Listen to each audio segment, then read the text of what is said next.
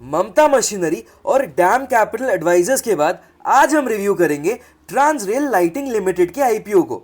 As usual सबसे पहले ये जान लेंगे कि कंपनी करती क्या है, उसके बाद कंपनी के फाइनेंशियल्स को देख लेंगे, उसके बाद ये जान लेंगे कि कंपनी किस वैल्यूएशंस पे ये आईपीओ लेकर आ रही है, of course current grey market premium क्या चल रहा है, और फाइनली ये देखेंगे कि मैं इस आईपीओ में अप्लाई कर रहा हूं या फिर नहीं। तो चलो एज यूजुअल सबसे पहले इस आईपीओ की टाइमलाइन को देख लेते हैं।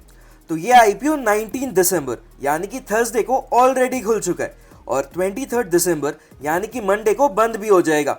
इस आईपीओ की अलॉटमेंट 24 दिसंबर यानी कि ट्यूसडे को अनाउंस हो जाएगी और जिन्हें भी अलॉटमेंट नहीं मिला उन्हें उनका रिफंड 26 दिसंबर यानी कि थर्सडे तक मिल जाएगा। और फाइनली ये आईपीओ 27 दिसंबर यानी कि फ्राइडे को इंडियन स्टॉक मार्केट में लिस्ट हो जाएगी। यहाँ एक शेयर का face value 2 rupees per share का है, प्राइस बैंड 410 से लेकर 432 रुपीज पर शेयर का है, यानी कि आपका कट ऑफ प्राइस जिस पे आपको ये आईपीओ अप्लाई करना है वो हो जाता है 432 रुपीज पर शेयर का। एक लॉट में 34 शेयर्स है और ये टोटल आईपीओ करीब करीब 840 करोड़ का है, जिसमें से ऑलमोस्ट 50% फ्रेश इशू है और बाकी का 50% ओएफएस यानी कि एग्जिस्टिंग शेयर होल्डर्स बस अपना स्टेक बेचकर निकल रहे हैं। अब क्योंकि एक मेन लाइन आईपीओ है तो इसकी लिस्टिंग बीएसई और एनएसई दोनों पे ही होगी। अब अगर रिजर्वेशन देखें तो आपके और मेरे जैसे रिटेल इन्वेस्टर्स के लिए ऑलमोस्ट 35% का कोटा एलोकेटेड है, एचएनआई कैटेगरी के लिए ऑलमोस्ट 15% का, क्यूआईपी के लिए 20% का और एंकर इन्वेस्टर्स के लिए ऑलमोस्ट 30% का। और इन्होंने अभी तक एंकर इन्वेस्टर्स से ऑलरेडी 245 करोड़ रेस कर लिया है। अब चलो ये देख लेते हैं कि एक लॉट कितने का होने वाला है।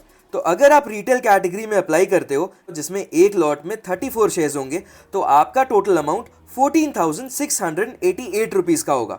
लेकिन अगर आपको स्मॉल एचएनआई कैटेगरी में अप्लाई करना है यानी कि मिनिमम 2 लाख की एप्लीकेशन लगानी है तो आपको 14 लॉट के लिए अप्लाई करना पड़ेगा जिसका वैल्यू 2,05,632 रुपीज़ का होगा। और अगर आप काफ़ी रईस हो और आपको बिग एचएनआई कैटेगरी में अप्लाई करना है तो आपको मिनिमम 69 लॉट्स के लिए अप्लाई करना पड़ेगा जिसका वैल्यू 10,13,472 रुपीज़ का होगा। एक बात क्लियर कर दूं, एचएनआई कैटेगरी वालों के लिए कोई लॉक इन नहीं होता, वो लिस्टिंग के दिन ही अपने पूरे शेयर्स को बेच सकते हैं। प्रमोटर होल्डिंग की अगर बात करूं तो आईपीओ आने से पहले प्रमोटर्स के पास ऑलमोस्ट 85% का स्टेक था जो कि इस आईपीओ आने के बाद थोड़ा ही रिड्यूस होगा, तो ये इस आईपीओ की काफी पॉजिटिव बात है। अब चलो ये देख लेते हैं कि कंपनी आखिर में करती क्या है।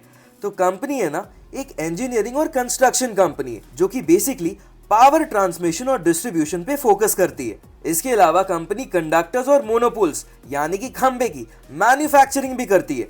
तो ये कंपनी ना ब्रॉडली 4 तरीके की सर्विसेज देती है।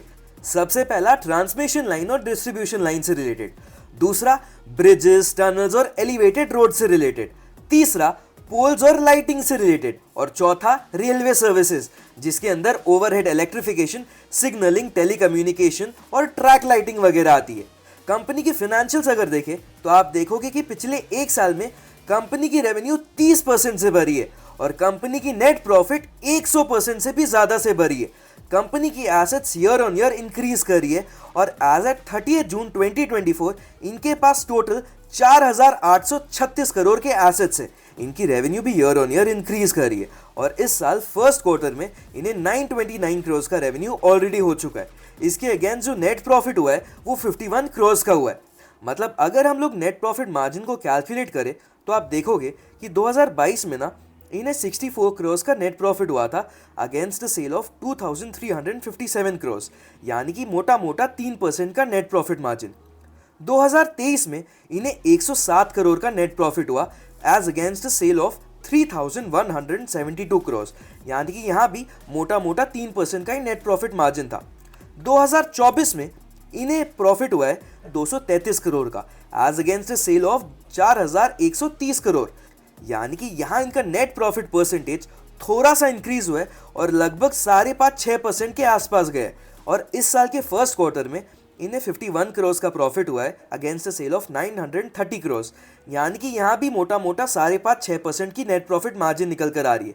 तो 2022 और 2023 में जो इनका नेट प्रॉफिट मार्जिन सिर्फ 3% का था वो 2024 में अभी 5.5% का हो गया, जो कि ऑब्वियसली काफ़ी कम है। बट यार इस सेक्टर में जहां मोस्टली ऑर्डर्स गवर्नमेंट ही देती है, वहां पर आप ज्यादा कुछ एक्सपेक्ट कर भी नहीं सकते, क्योंकि गवर्नमेंट के केस में होता क्या है, गवर्नमेंट टेंडर्स निकालती है और टेंडर्स में अगर आपको अप्लाई करके जीतना है तो आपको सबसे कम अमाउंट ही कोट करना पड़ता है, जिसके लिए ऑब्वियस ही बात है प्रॉफिट मार्जिन हैम्पर होगा। अब चलो ये देख लेते हैं कि कंपनी की टोटल बोरोइंग कितनी है। तो जैसा कि आप देख पा रहे हो 2022 में इनकी टोटल बोरोइंग 469 करोड़ की थी, जो कि 30 जून 2024 को 603 करोड़ की हो चुकी है, जो कि थोड़ा तो ज्यादा है, बट यार overall debt to equity ratio देखोगे ना तो ये 0.56 का निकल कर आ रहा है, विच इज वे अंडर 1, इसीलिए उतनी ज्यादा टेंशन की बात नहीं है। रिटर्न ऑन इक्विटी और रिटर्न ऑन कैपिटल एम्प्लॉयड दोनों ही 24% से भी ज्यादा के, रिटर्न ऑन नेट वर्थ 21% से भी ज्यादा का है, जो कि इस आईपीओ के लिए काफी अच्छी बात है। पैट मार्जिन जैसा कि मैंने कहा 2024 और फर्स्ट क्वार्टर में लगभग 5.5-6% के आसपास का है, जो कि ऑब्वियसली थोड़ा कम है, बट देन जैसा कि मैंने कहा इस सेक्टर में आप ज्यादा कुछ एक्सपेक्ट कर भी नहीं सकते। चलो वैल्यूएशंस की बात कर लेते हैं। तो कंपनी है ना लगभग 5,800 करोड़ की वैल्यूएशन पे ये आईपीओ लेकर आ रहा है, यानी कि यहाँ पी रेशियो ऑलमोस्ट 23 का हुआ। अब ये देखने के लिए कि वैल्यूएशंस हाई है या फिर लो, हमें ना पीयर कंपैरिजन करना पड़ेगा। तो चलो जैसा कि आप देख पा रहे हो यहाँ कंपनी के 5 लिस्टेड कॉम्पिटिटर्स का नाम शामिल है। एक है केईसी इंटरनेशनल, दूसरा कालपत्रु प्रोजेक्ट्स, तीसरा स्किपर लिमिटेड, चौथा पटेल इंजीनियरिंग और पांचवा बजेल प्रोजेक्ट्स। पी रेशियो की अगर बात करें तो आप देखोगे यहाँ सबसे कम पी रेशियो है पटेल इंजीनियरिंग का और उसके बाद अपना ट्रांसरेल लाइटिंग लिमिटेड का, यानी कि वैल्यूएशंस अपने पीयर्स के मुकाबले काफी रीजनेबल है। अगर आप price to book value ratio भी देखोगे तो यहाँ भी पटेल इंजीनियरिंग का price to book value ratio सबसे कम का निकल कर आ रहा है और यहाँ भी ट्रांसरेल लाइटिंग की price to book value ratio अपने पीयर्स के मुकाबले रीजनेबल ही दिख रही है। ईपीएस की अगर बात करूं, यानी कि अर्निंग्स पर शेयर, मतलब कंपनी अपने शेयर होल्डर को एक शेयर पे कितना कमा कर दे रही है, यहाँ पर हम देखते हैं कि कालपत्रु प्रोजेक्ट्स इंटरनेशनल की सबसे हाईएस्ट ईपीएस है और सेकंड हाईएस्ट है ट्रांसरेल लाइटिंग लिमिटेड की। रिटर्न ऑन नेटवर्थ की अगर बात करूं तो यहाँ हाईएस्ट रिटर्न ऑन नेटवर्थ अपने ट्रांसरेल लाइटिंग लिमिटेड की है। तो यहाँ हमने देखा कि कंपनी अपने पीयर्स के मुकाबले काफी रीजनेबल वैल्यूएशन पे लिस्ट होने जा रही है और बाकी की केपीआईज भी कंपनी के पीयर्स के मुकाबले काफी सही है। चलो अब ये जान लेते हैं कि कंपनी जो 400 करोड़ फ्रेश इशू से उठाने जा रही है उस पैसों से कंपनी करने क्या वाली है। तो जैसा कि यहाँ लिखा है, कंपनी ना मेनली इन पैसों से अपने कैपिटल एक्सपेंडिचर को फंड करेगी और उसके अलावा इन पैसों को अपने वर्किंग कैपिटल रिक्वायरमेंट्स और जनरल कॉर्पोरेट पर्पसेस के लिए इस्तेमाल करेगी। फाइनली अब ये देख लेते हैं कि इस आईपीओ का करंट ग्रे मार्केट प्रीमियम क्या चल रहा है। तो जैसा कि आप यहाँ देख पा रहे हो, एज एट 21 दिसंबर 2024 इस आईपीओ का ग्रे मार्केट प्रीमियम 40% से भी ज्यादा का है, यानी कि आप मोटा मोटा 30 से लेकर 40% के लिस्टिंग गेन्स एक्सपेक्ट कर सकते हो। लेकिन जैसा कि आप यहाँ देख पा रहे हो, ये ग्रे मार्केट प्रीमियम ना बहुत ज्यादा ही डायनामिक है और ये बहुत जल्दी चेंज भी होती रहती है, इसीलिए कभी भी सिर्फ ग्रे मार्केट प्रीमियम पे पूरी तरीका से कभी भी रिलाय मत करना। कंपनी की और भी काफी चीजें देखना, जैसे कि हमने इस आईपीओ के एनालिसिस में देखा है। चलो बात कर लेते हैं कि मैं इस आईपीओ में क्या करने वाला हूँ। तो मैं इस आईपीओ में पर्सनली अप्लाई करने वाला हूँ, क्योंकि देखो सेक्टर तो अच्छा है, मानता हूं कि प्रॉफिट मार्जिन्स उतने अच्छे नहीं है, बट कंपनी के बाकी के फंडामेंटल्स और वैल्यूएशन काफी सही लग रही है, इसलिए हो सकता है मैं इसे लॉन्ग टर्म के लिए भी होल्ड कर लूं।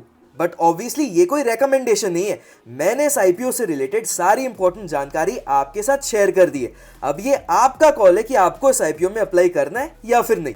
चलो फिर वीडियो अच्छा लगा तो लाइक करते जाना, और हाँ, ममता मशीनरी और डैम कैपिटल एडवाइजर्स का आईपीओ रिव्यू ऑलरेडी अपलोडेड है, तो उसे भी देख लेना। और अभी तक चैनल को सब्सक्राइब नहीं किया तो प्लीज यार कर लो, और जाते जाते ये बता देना कि नेक्स्ट कौन से आईपीओ की रिव्यू वीडियो चाहिए।